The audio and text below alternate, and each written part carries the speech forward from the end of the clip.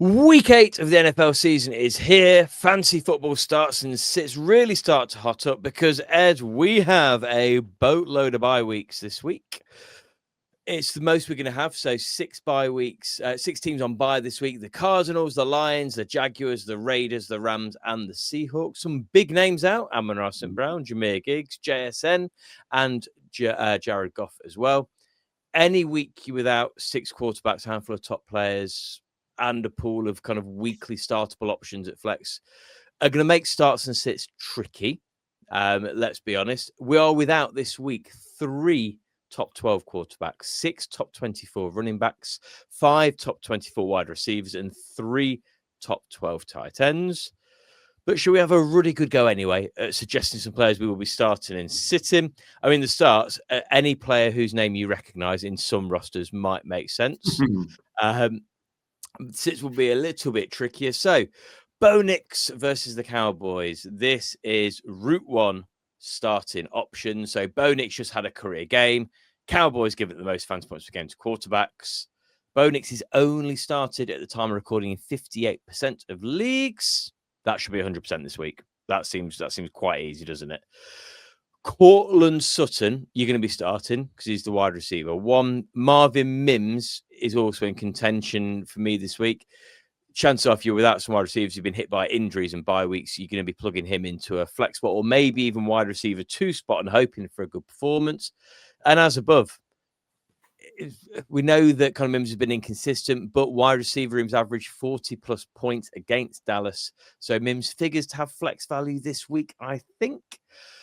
Next up is probably on face value, my more controversial start of the week. But given the players we are without, Tyler Algier is in the mix for me against the Dolphins. So Miami are conceding the 3rd most fantasy points per game to running backs so far this season. Judkins just ran through them over and over and over again to 3 touchdowns. This is a game where I think Algier has flex value alongside Bijan Robinson.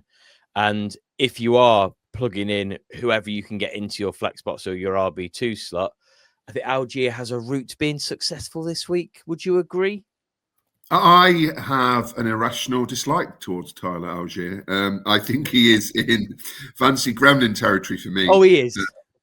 And he's very annoying. You make a case for him having a big week. I would argue that it just means that Bijan is going to have an absolutely mega week rather than Algier doing anything. So, it's a decent case. But, I have an irrational dislike towards him. This is where he has the chance to be gremlin-y and it actually pays off. If he gets a handful of carries and a touchdown this week, he's going to do people a solid job in flex, I reckon, rather than just on the bench. Next up, I've got Rico Dowdle and Chubba Hubbard against the Bills. So Buffalo average conceding up just over 30 points fantasy game to running backs. So I think this is a week where they both eat, they both get. I don't see a top 12 points from either of them in this match. I think this is one where they probably both get 14-ish points and kind of both. There is a route where one of them has a 10-point week and the other has a 20-point week, but I see them both having some value. And once again, I don't know how packed your roster is at running back with the number of injuries, the number of buys, where if you had either of them, you weren't plugging them into your lineup. This next one makes me sad. DJ Moore against the Ravens. Moore has seen the most targets post-bye in Chicago. We've said this is on our radar of what does this shake out like over the rest of the season. Unless a miracle has happened during the bye week and Baltimore have remembered how to defend, Moore or Odunze will see past 15 points this week. And for me, it's a bit of a coin flip. For me, I would punt on Moore. To be honest, though, you're starting both of them if you have either of them, aren't you? Yeah, the only caveat I'd throw in there is last year the Ravens did this. They were absolutely rubbish on defense for 6-7 weeks. Then all of a sudden they decided, oh no, actually we're probably one of the best defensive units in the league, and it just switched. So that could happen this week. I mean, the Ravens have got to turn it around quickly, haven't they? And you tell me in terms of injuries and stuff. I assume things are looking a little bit better from that perspective, but I fully expect improved? It seems a bit uncertain at the minute. I think until we're recording on Wednesday, I think until the Thursday practice reports come out, it's always a little bit tricky to suss. But yeah, I think it said if you've got more Azuns, you're starting both of them anyway, likely in your redraft dynasty leagues this week. This is probably more one that will be on my radar for who I want to plug in and take that risk on being the receiver that Williams hits, especially my DFS lineups. And then Ronde Gadsden has got the Vikings, a good week 6, followed by a stellar week 7, and he's got Minnesota this week. It's not an obvious route to big points. I don't see that happening this week, but I just think with the number of question marks at tight end, with a quarter of our top 12 being out this week as well, I think he could sneak into the top 12, especially if he sees 8-ish targets again this week.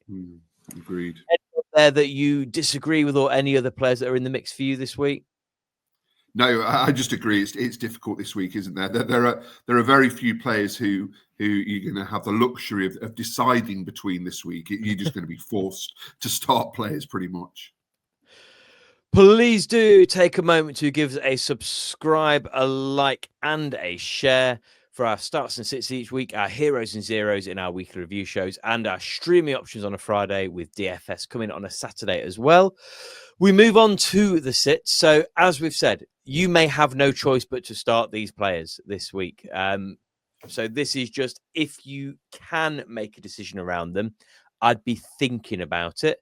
But as you said, you may not have the luxury to have any thought beyond they are on my lineup. They play that position. I shall put them in. Justin Herbert against the Vikings. He's been inconsistent, and the Vikings given up the 6th fewest fantasy points per game to quarterbacks, just 14.72. So Herbert's a player that in any redraft leagues and dynasty leagues where I've got him as one of my quarterback options, chances are I'm probably going to go for the other option this week. But once again, you may not have that luxury. Tua Tagovailoa, I feel we've kind of gone back and forth on. I think you've called it right when he's had the good games, and I've consistently been out on him throughout most of this season. A stinker of a game in week 7. He has Atlanta this week, who are conceding the 2nd fewest fantasy points per game to quarterbacks.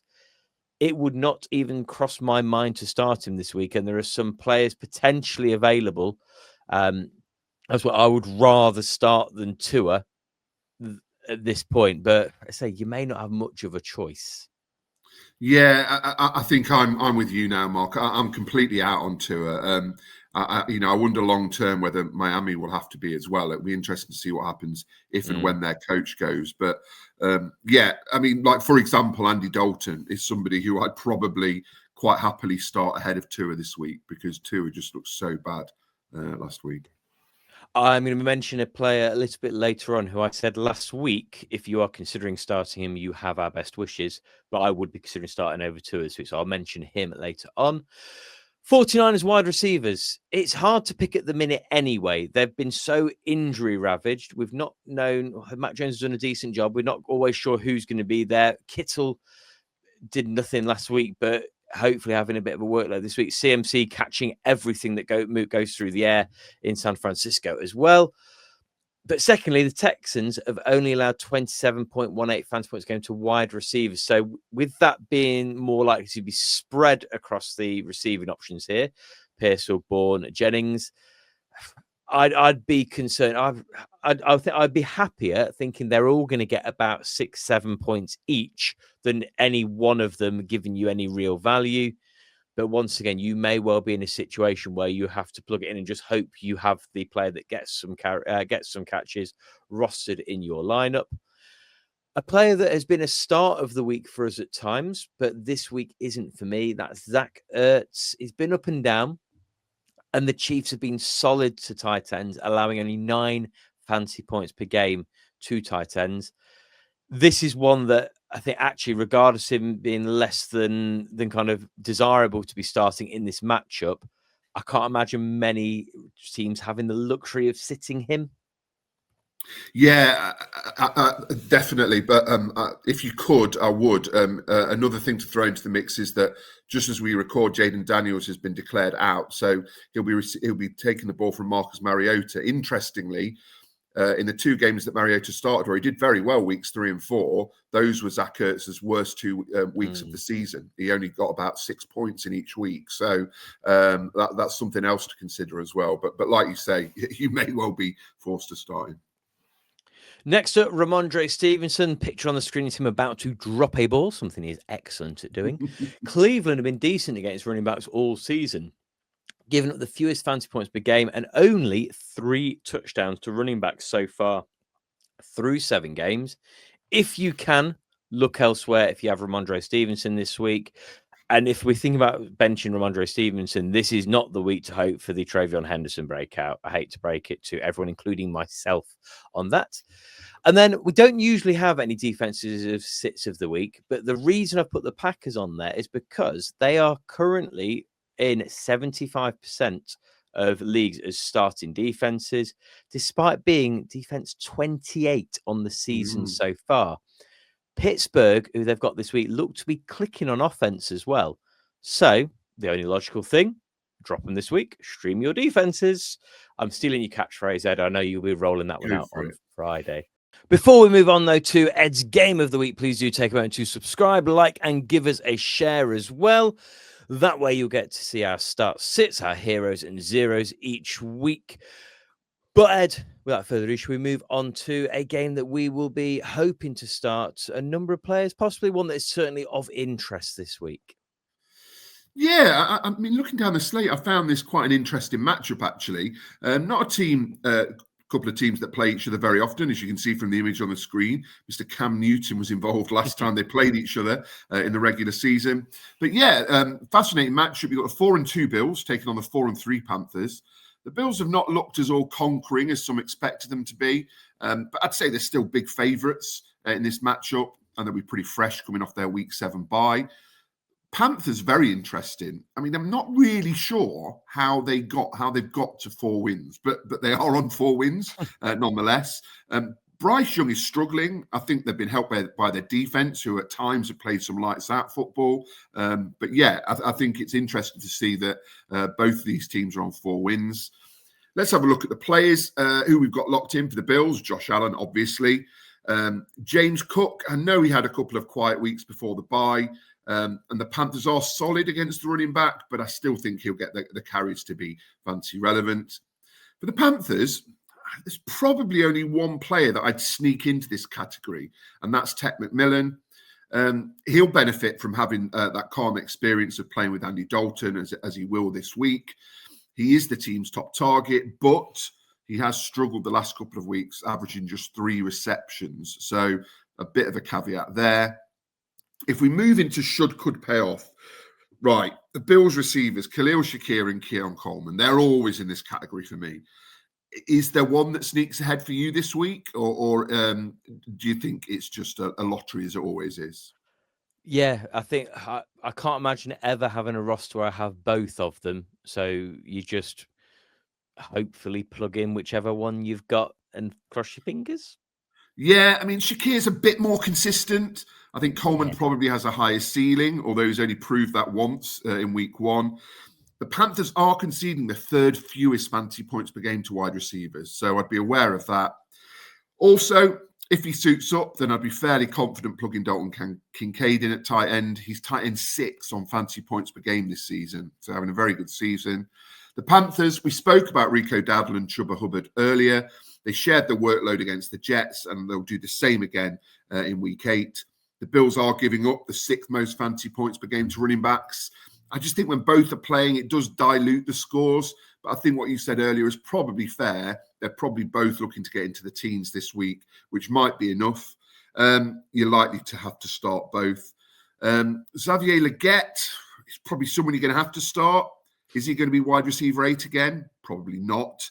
And Andy Dalton, I think is kind of tempting if you're in need. I'll just say 2 words to you, Joe Flacco. Andy Dalton could certainly fall into that category. And, well, for the rest, if you to sit players, Bills, anyone else, other Bills wide receivers and running backs are unlikely to be fantasy relevant. Dawson Knox might be worth risking if Dalton Kincaid doesn't make it. And for the Panthers, anyone else, Jatavian Sanders is their tight end one, but he got a big fat 0 fantasy points in his return from injury last week. So he would be too risky for me. Andy Dalton, over the last couple of seasons, when he has been called into action, it's like defenses have forgotten what to do with him, because last year, his first appearance, he was QB8. The year before his first appearance, when he was filling in, he was QB7. So, yeah, you're not plugging him in with any confidence, but he's that exact sort of gamble I will be taking this week when it comes to my DFS lineups. I would not be surprised to see him coming up late teens, early 20s sort of points. Yeah. Right, Ed, let's move on to my favourite part of the week and your least favourite part of the week. Fantasy Thoughts, Heston versus Ed. This is meant to be our competitive feature. Cheeky. but it's not, because I'm winning 5-1. So each week we pitch a prop to one another. And last week, my prop to Ed was choosing an AFC or NFC super team. Ed, as it was me pitching to him, got to choose the NFC.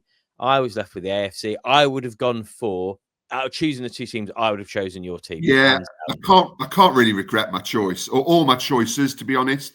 They all, apart from Dallas Goedert, they all had decent-ish weeks. Just yours had even better weeks, and I think we said that at the time. So, yeah, I can't be too hard on myself. The only difference I've done is I would have gone CMC over Bijan, but that wouldn't have done anything to score because of the monster weeks that Mahomes and Taylor and Chase had. Even though Darren Wallace called me 0, I still romped to victory to make it 5-1. What we are looking at this week, though, is quite a tasty little proposition bet that you've got for me, isn't it? Yeah, we're looking at the top 5, sort of. So we're looking at fantasy points per game, although I've taken a few people out for obvious reasons. And you just need to tell me, are they going to beat their average fantasy points per game in week 8? Okay. So your sort of top 5 are up on the screen. Indeed. So number 1, CMC, current number 1, averaging 26.7 fantasy points per game against the Texans, who are conceding just a touch over 20 fantasy points per game to running backs. So CMC, will he beat that average of 26.7 against the Texans this week? The problem with this one is that a good CMC week is better than most. An excellent CMC week is week winning. I think the only separator I've got here is that with the return of Kittle, it might take a little bit of receiving work away from CMC. So I think I'm going to go lower, but it will only just be lower. I think I just feel a little bit safe with lower on CMC. So I'll put a no next to that. He will not beat his average.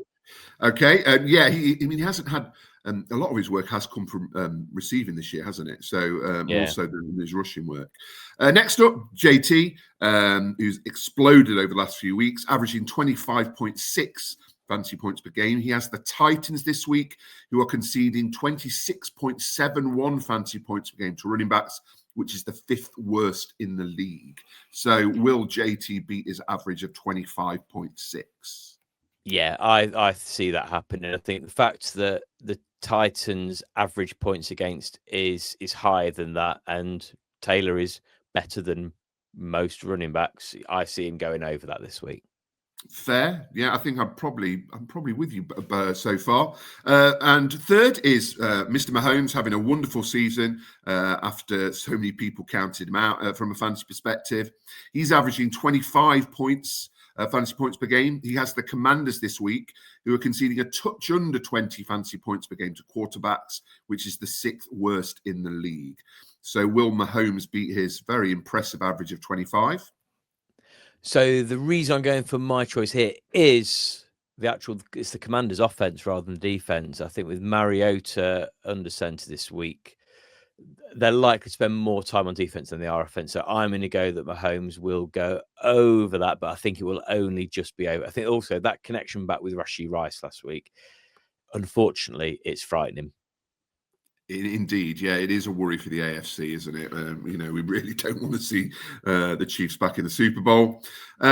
Fourth, another running back, Bijan, averaging Over. Yes, I'm just for the listeners' benefit. Bijan has the Dolphins this week, which I think is yeah. Well, let me just get the stats out, just so people know. 24.2 fantasy points per game. He has the Dolphins, who are conceding 27.67 fantasy points per game to running backs, which is the third worst in the league. Who are first and second worst, Mark? It's the Bengals and the Ravens, isn't it? Yes. But yes, he's going over. So he's saying yes to Bijan. All right, with some confidence. Yeah, I think he might. Yeah, just over. Okay. And this is where we miss a few people out. Lamar is currently number 5, but we're not sure if he'll start, so I didn't want to put him in there. Rashee Rice is currently 6th in terms of average, but he's only had 1 game, so I don't think that's really fair. Puka's number 7. He's definitely out, so we're not going to include him. So we drop down to number 8 to another quarterback, Josh Allen. He's averaging 22.9 fantasy points per game. He has the Panthers, who are conceding just 14.8 fantasy points per game to quarterbacks, which is the 8th best in the league. So does Josh Allen beat that 22.9 average? I don't see it. I don't see it. So after a quiet week last week as well, I don't see him getting past that this week. Once again, he's got a monster rushing week in him, and then he obliterates it, as we've seen before. We know he's got 40-point weeks in him, but no, I'm going to go and I'd like him to go under as well. I'd like the Bills to underwhelm for a little bit while the Ravens get back up to speed, hopefully. Cool. Well, we've got CMC, no, JT, Patrick Mahomes and Bijan, yes, and Josh Allen, no. Wonderful. Moving on then, we have Sunday Night Bet Club. We have not had a great deal of luck over the course of this season, so when we don't have a bet come in, we don't mention it. So I shall move straight on to the... My red zone ACCA was only out by 1. It was... Who was it? Who was it that let me down? Was it... Who did the Browns beat? It's the Dolphins. I thought the Dolphins would beat the Browns, which now looks ridiculous. Well, but I think everyone thought that was going to happen. Yeah, so anyway. This week, I have 4 as Ed. Oh. Little late night over under. Much, Malcolm. So our late night over under is a staple from our old show from a few years ago. I'm playing it again. Let's have it again, Malcolm. Why not? I'm going to stop that. It's getting a little bit too sexy, Edward.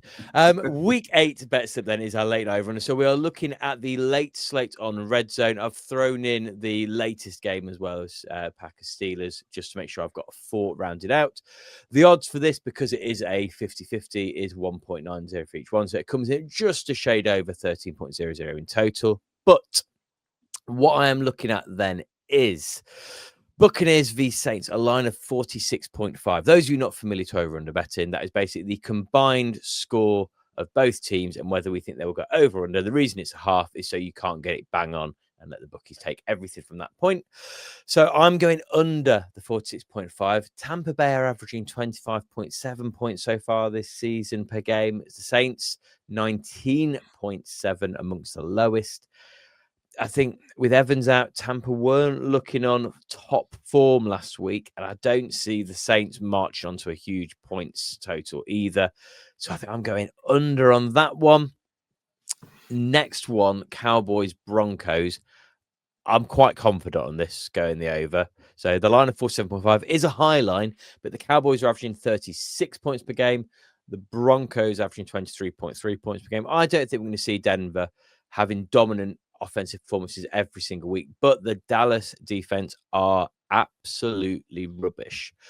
I also don't think that the Denver defense are as good as we maybe give them credit for in the bigger games. If Dart and Wan'Dale Robinson are going to move down the field against you, I'd fancy Dak Prescott, George Pickens, and CeeDee Lamb to do quite the number as well. So I'm going on the over there. Titans Colts. This is an interesting one because Tennessee Titans 15 points per game, the 4th lowest in the league averages. The Colts 36.3, the highest. I see this as being a week where Danny Dimes takes a little bit of a rest. we see perhaps Riley Leonard for a bit towards the end when it's all wrapped up. So I think this is going to go under that very high line of 50.5. And then finally, Packers versus Steelers, 34.5. Green Bay averaging 36.3. Pittsburgh Steelers are averaging 26. And we said the Steelers seem to be kind of warming up a little bit. So combine that with a Packers defense that's not been as elite as we thought it might be.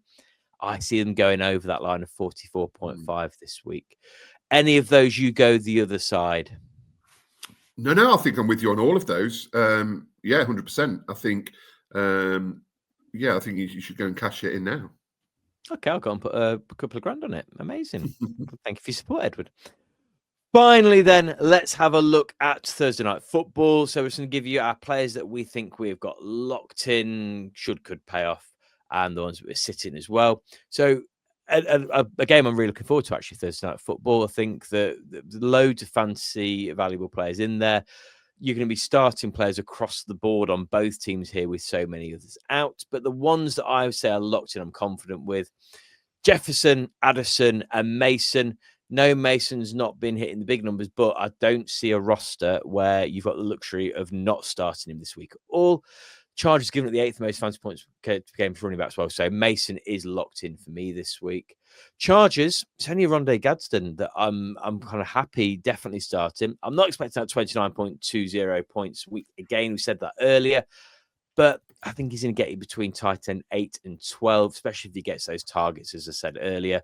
So, yeah, Gadsden, if I'm struggling elsewhere, he will be a tight end I would have hopefully secured already, if not be poaching off waivers before this game kicks off. Could pay off. It's likely if you have him, you'll be starting Hockenson, but that's not really with any confidence so far this season.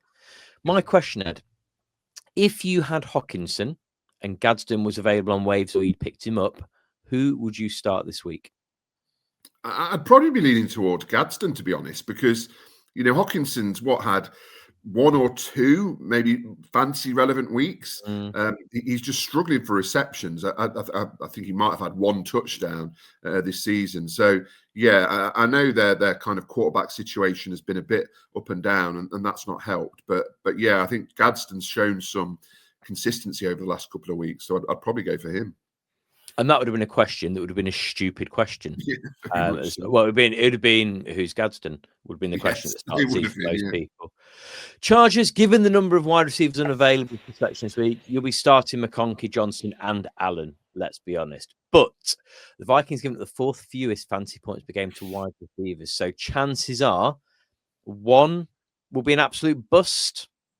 And it's tough to predict who with this trio. I don't see any of them having a wide receiver 1 week. I think it's just worried that all 3 of them could potentially be irrelevant. But I say, I don't see a situation where you have the luxury of not starting those. Vidal was underwhelming last week, but I expect he's going to be widely started anyway. He's not a confident play this week, though. Carson Wentz, I've got as a sit-em. However, if I had Tua Tagovailoa in my roster, I would rather start Carson Wentz. There is also a chance if you've been hit by, there's every chance that with the quarterbacks on bye and quarterback injuries, you have had to pick someone up this week. You may have no choice but to start Carson Wentz this week. But once again, cross your fingers, that is the best hope you've got. Justin Herbert, it's been inconsistent. Vikings give up the 6th fewest fantasy points per game to quarterbacks, 47-2. Hurts put 24 points on them, but he's a different fancy beast. And Herbert is one of my sits of the week. Once again, though, you may not have that luxury and you may just have to play him and hope this week. Any of those that you are being forced to start this week, Ed, is there any way you're having to consider Carson Wentz where you've been hit by buys and injuries? I haven't got any Carson Wentz anywhere, thankfully. I've obviously, decided not to invest in him. I've got Justin Herbert in a couple of leagues where I'm going to have to start him because my other quarterbacks are out. But yeah, it is. I was saying to you earlier, I kind of forgot about waivers on Tuesday night, so I really shouldn't have done because my teams are looking a bit decimated this week. It's going to be a Sunday afternoon of loads and loads and loads of sleeper notifications as people are dropping and picking people up in a couple hours before kickoff. That concludes our week 8 preview, though, and our starts and sits. We'll be back on Friday for our streaming options and a little bit of a DFS feature as well. No main DFS show this week because I am away this weekend, but we will still be with you next week for our review show and preview show as well. That's all I've got to say, though, Ed, unless there's anything you would like to add. No, another lovely show in the books.